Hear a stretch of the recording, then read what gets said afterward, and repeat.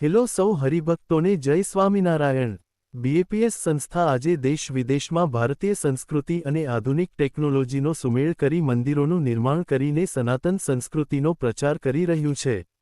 ત્યારે સપ્ટેમ્બરમાં એટલે કે નવરાત્રી પહેલા મોટા ભાગના ગુજરાતી કલાકારો વિદેશમાં જેમ કે ઓસ્ટ્રેલિયા, જર્મની, ઇંગ્લેન્ડ, અમેરિકા તથા જ્યાં ગુજરાતીઓ વસતા હોય એવા યુરોપના દેશમાં ગરબા ઉત્સવ માટે જતા હોય છે। ત્યારે આ સપ્ટેમ્બરમાં ગુજરાતના સૌથી મોટા સિંગર અને કલાકાર એવા કિંજલ દવે અમેરિકામાં પોતાના પ્રોગ્રામ માટે ગયા હતા।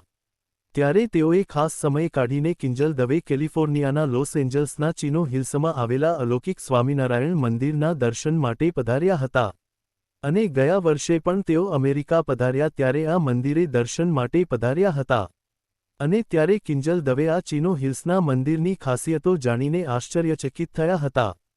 કારણ કે આપણે સૌ જાણીએ જ છીએ કે એન્જિનિયરો અને આર્કિટેક્ટ્સે આ મંદિરને ફ્લોટિંગ મંદિર ગણાવ્યું છે। કારણ કે ખાસ ધરતીકંપ સામે રક્ષણ માટે તેના પાયામાં બેઝ આઇસોલેટર મૂકેલા છે। કારણ કે આ મંદિરના પાયા વચ્ચે આ બેઝ આઇસોલેટર મૂકેલા છે જે મંદિરને જમીન અને પાયાથી અલગ રાખે છે। કિંજલ દવે આ મંદિરના દર્શન માટે કહ્યું કે ડિવાઇનિટી મારા માટે કાંઈ નવી નથી કારણ કે આપણે સૌ જાણીએ જ છીએ કે તેઓ સનાતન હિન્દુ સંસ્કૃતિ સાથે જ જોડાયેલા અને મોટા થયેલા છે। પણ તેઓ કહે છે કે જ્યારે વિદેશોની ધરતી પર આપણે આપણા મંદિરો મળી રહે છે અને ખાસ જે હોલિવૂડનું સેન્ટર કે શહેર છે ત્યાં પણ આપણું મંદિર છે એ જ સૌથી મોટી વાત છે। અને તેમને ખાસ અબુધાબી હિન્દુ મંદિરને યાદ કરતા કહ્યું હતું કે ત્યાં પ્રમુખ સ્વામી મહારાજનો જે સંદેશ કે પ્રસંગ છે એ મને આજે પણ પ્રેરણા આપે છે। તો ચાલો કિંજલ દવેના મુખેથી જ સાંભળીએ કે તેમને આ અલૌકિક અને અબુધાબી હિન્દુ મંદિર પણ જે મંદિરથી પ્રેરિત છે એવા તે મંદિર વિશે શું કહ્યું। ડિવિનિટી એ મારા માટે કોઈ નવી વસ્તુ નથી, પરંતુ જ્યારે પોતાના ઘરથી પોતાના દેશથી દૂર તમને એવી ભવ્યતા અને એ ડિવિનિટીનો અનુભવ, જ્યારે તમે જીવનમાં ક્યાંય અટવાયા હોય કે તમને એવી શક્તિની જરૂર હોય કે જે તમને ગાઈડ કરે, એના માટે આવું સ્થાન હોવું જરૂરી છે। એટલે ફીલ વેરી બ્લેસ્ડ કે એલએ જેવા દેશમાં હોલિવૂડ જે કહેવાય છે ત્યાં પણ આ ભવ્યતા સાથે આપણા ભગવાનનું મંદિર છે, એ આપણા માટે બહુ જ ગર્વની વાત છે।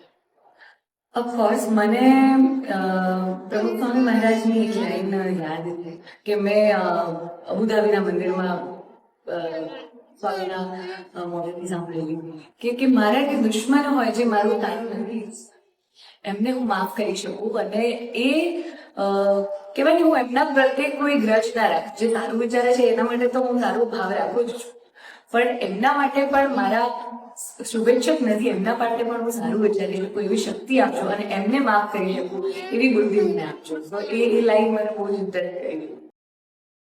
તો હરિભક્તો તમે આપણા ગુજરાતના કિંજલ દવે જે રીતે જ્યાં પણ જાય ત્યાં આપણી સંસ્કૃતિ અને ધર્મ સાથે જોડાયેલા સ્થાનોમાં અવશ્ય દર્શન અને આશીર્વાદ લેવાનું ચૂકતા નથી। તેમની આ પ્રકૃતિ માટે તમે શું કહેશો અમને કોમેન્ટમાં જય સ્વામિનારાયણ લખીને જણાવો।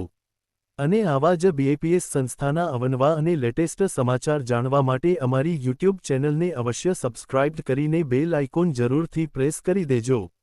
સૌનો આભાર।